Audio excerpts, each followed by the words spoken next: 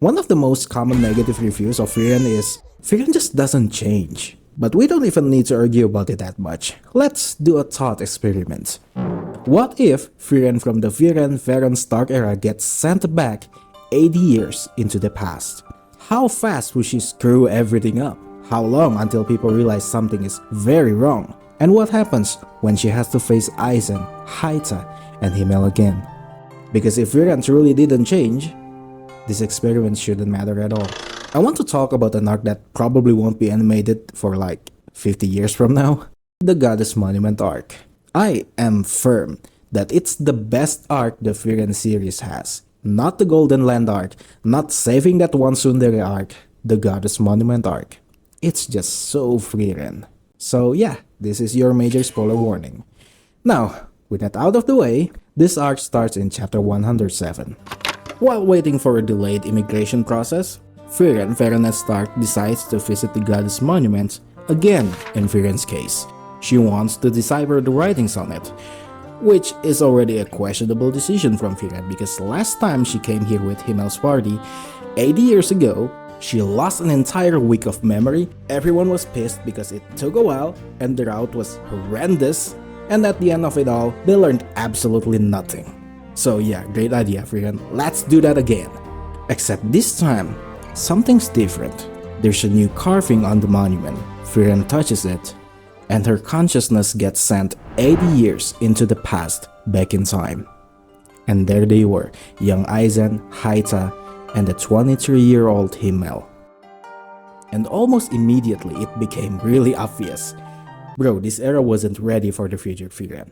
Remember back in episode 3 season 1, we saw how hard the hero party struggled defeating a single demon they had to seal him? Well, now in this era, when Frieren descends to the past, all demons can hear the buff music start. Just to name a few reasons, Frieren can fly now, a skill that used to belong exclusively to demons. Zoltrak, by the way, which used to be Frieren's nightmare, now she uses it herself, and it's optimized for killing demons. She free falls from absurd heights and walks it off, completely unscathed, literally just because she's her and she can. And also back then, when Himmel was still around, Frieren was basically a then I start blasting kind of mage. Well, she doesn't do that anymore either. This time, her teamwork with Himmel was so good that everyone was surprised. So in terms of combat power, there's no question about it. Frieren is now the Doom guy. But here's the thing. The Frieren series has never been about power levels. Ask anyone who likes Frieren. We care more about why Frieren walks like that than the magic system in Frieren. Combat power levels are not the main point of the series, but who she became after Journey's End, now we're talking. Frieren's interpersonal change can be instantly felt in the next chapter. So in chapter 108, when Frieren looks at Himmel for the first time in years, she just stares at him. Then she moves closer, starts pinching his face, caressing it, just making sure it's real. Obviously, much to Himmel's liking. Now, imagine if this were the old Frieren. She'd probably blast Himmel in the face with Comet Azure, pause for half a second and go, ooh, not the shape-shifting demon apparently. And that wouldn't even be that weird, because early Frieren was kind of an edgy train wreck.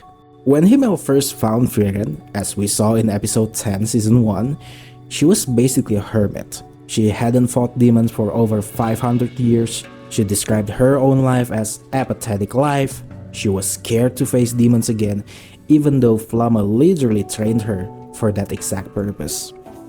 If Frieren were human, I would say she was psychologically frozen, with some depression symptoms. She didn't really need adventure, she needed therapy, and some social integration support because she was harsh in conversation for no reason, even when discussing topics that could benefit from some sugarcoating, like aging or chest size. So when future Frieren replaces past Frieren, Aizen, Haita, and Himmel clock it almost immediately. Even before Frieren showed all the new fancy magic, it became really apparent to everyone that something's wrong here. In short, it's because Frieren's personality changed so much from the past that she couldn't even act like that again. Frieren actually tries to be careful. She knows messing with the past is dangerous. Worst case scenario, Frieren and Stark might just stop existing. And Frieren actually manages to pretend nothing happened for maybe like 2 hours. Because here's the thing, apparently old Frieren never said sorry, and then Frieren said sorry, and now everyone's suspicious. But aside from that, while journeying together with future Frieren, there are a few things Aizen, Haita, and Himmel noticed about this 80 plus year older Frieren. The big part of it, she's really far mellower than she used to. Throughout some chapters, Frieren kept saying sorry to put them in an awkward position. She also smiles more, she doesn't spit knife from her tongue about how they die soon. Himmel also says she's more insightful, which I'm pretty sure it's just his polite way to say she speaks more like a granny now. And Frieren also casually mentions that she has an apprentice now, not mentioning that it's the kid she and Haita basically raised together. I would pay to see Himmel's face when he eventually finds that out, but okay now. So Frieren clearly changed, but out of all the changes she went through, there are two that matters the most. The first one is of course related to Himmel. Frieren and Himmel's relationship is almost always framed as bittersweet. It deserves that reputation, but over the course of Frieren's journey after Himmel's passing, it's pretty clear that Frieren slowly processed how Himmel felt about her. So it becomes a big question. How would she deal with Himmel's feelings now? The answer to that is aggressively. Frieren goes on the offense, baby! So in chapter 117, on the way back to the monument, they're ambushed by 4 greater demons. Their target is Frieren. The Demon King realizes something is wrong and, surprised, it's Frieren. One of these demons, Grosam the Miraculous, has an ability that's basically a discount version of Infinite Tsukuyomi. He traps his victim inside a perfect illusion. And this time, the victims are Frieren and Himmel. But, there's a big but here, for Himmel, this illusion is basically a wet dream. Not only because the illusion is their wedding. Hey, I told you, there's going to be big spoilers here. But also because out of 2 of them, Frieren and Himmel, guess who's more aggressive in closing the gap? Look here, I know that this is supposed to like a serious moment, but I was flabbergasted by just how aggressive Frieren here. Okay, listen to the story here. So they both realize pretty quickly that it's an illusion. The wedding isn't real. But even when Frieren clearly understands that, and they almost kissed on top of the altar, Frieren be like, okay, I'm waiting. And then at one point, Frieren guides Himmel's hand to his sword and says something along the lines of, you can feel it, right? Your sword, while smiling, while wearing a wedding gown. Guys, Frieren wants a sword. It's kind of given that Himmel said it was a really nice dream. Well, no shit. But the main point is this. All the gestures, how Frieren speaks to Himmel and how she sees him, really boil down to one idea. Frieren finally understands what Himmel was offering her back then. Affection, commitment, love, and she finally wants to respond to it.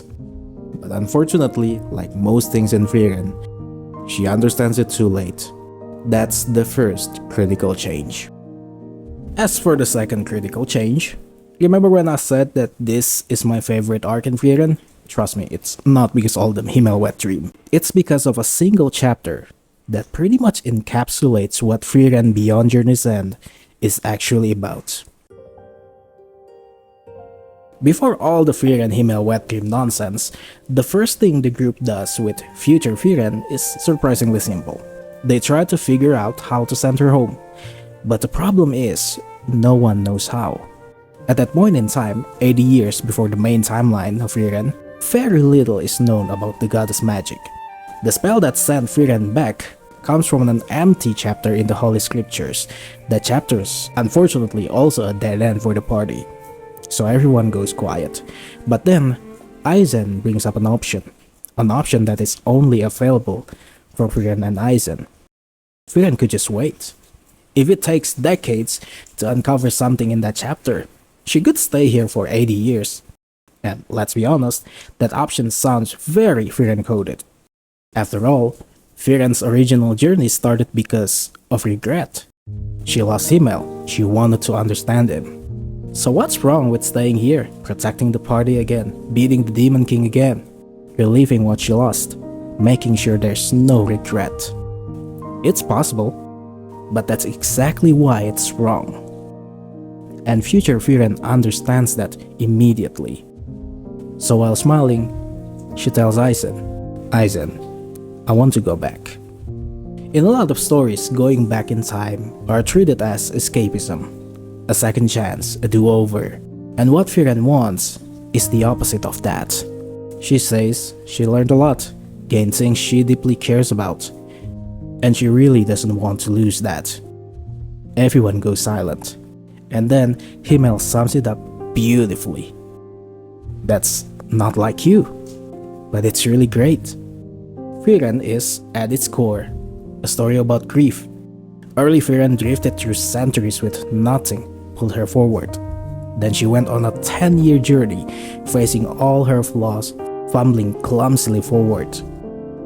And now, she finally has something she doesn't want to break. And that, my friend, is healing. Is Frieren beyond journey's end?